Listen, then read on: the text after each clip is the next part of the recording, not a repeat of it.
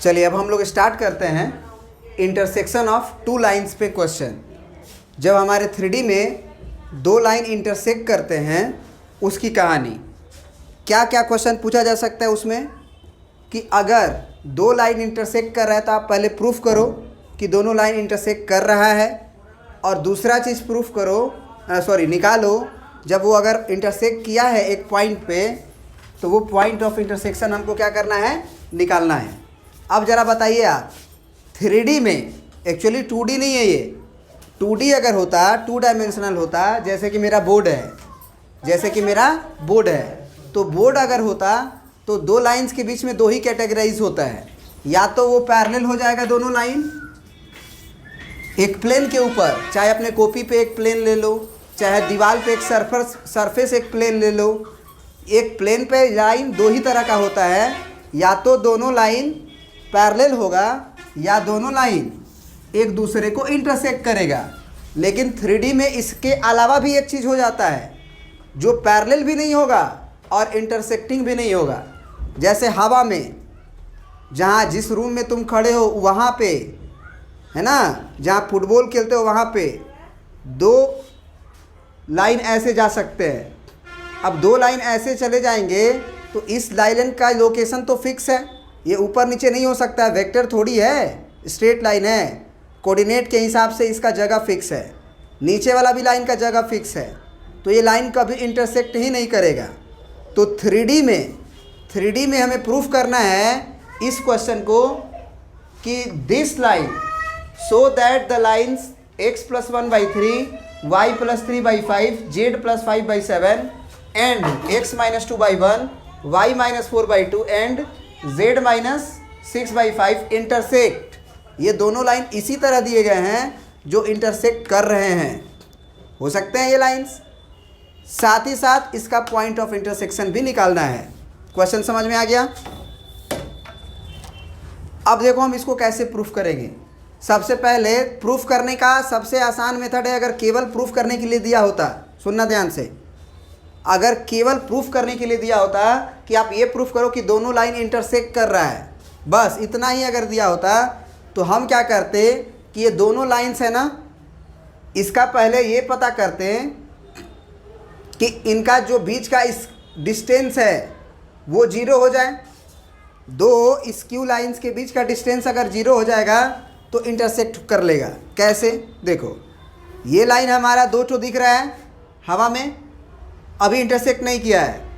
अब इसके बीच में कोई ना कोई डिस्टेंस तो है, लेकिन अगर इनकी डिस्टेंस कम होती गई, जैसे ही 0 हुआ डिस्टेंस, ये दोनों इंटरसेक्ट कर जाएगा। तो ये अगर आप प्रूफ कर दो कि इन दोनों लाइंस के बीच का डिस्टेंस 0 है तो ये बात अपने आप प्रूफ हो जाएगा कि दोनों लाइन इंटरसेक्ट किया है। लेकिन हमको उसमें एक और क्वेश्चन ऐड करके दे दिया है, और वो क्वेश्चन है हमारा कि also find their point of intersection. उसका पॉइंट ऑफ इंटरसेक्शन भी निकालिए, ठीक है। तो दो मेथड है इसको बनाने का।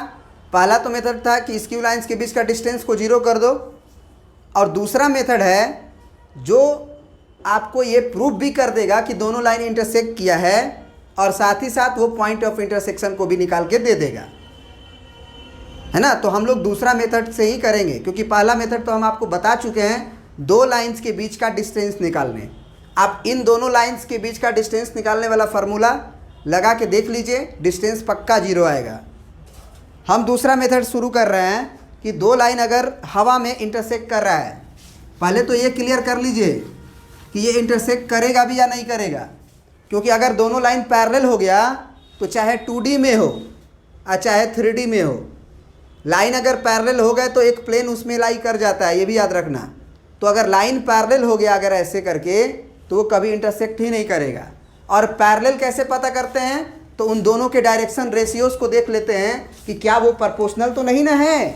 तो ज़रा देखो तो, इसका डायरेक्शन रेशियो 357 है और इसका 135 है। तो अगर एक में 3 से गुना करेंगे तो 3 तो आ जाएगा, लेकिन फिर इसमें 3 से गुना करेंगे तो 3 दूना 6, 3 5 15, मैच नहीं कर रहा है, मतलब लाइन पैरेलल नहीं है। लेकिन लाइन पैरेलल नहीं है। हाँ, क्या बोल रही हो?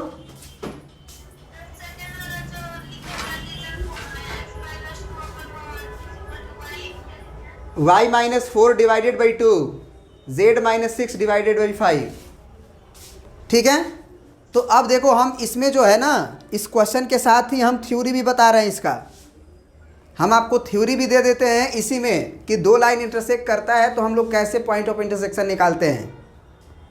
सबसे पहली चीज़ याद रखिएगा कि जो पहला लाइन दिया हुआ है, हमको जो पहला लाइन दिया हुआ है उस वहाँ से एक जनरल पॉइंट निकालेंगे, इस लाइन पर एक पॉइंट निकालेंगे, फिर इस पॉइंट इस पे भी एक जनरल पॉइंट मानेंगे, वहाँ से दूसरा पॉइंट निकालेंगे और दोनों पॉइंट को हम मानेंगे कि दोनों इंटरसेक्ट कर रहा था। मतलब समझिए, जैसे हमारे पास ये लाइन है एक ठो और एक ठो हमारे पास ये लाइन है।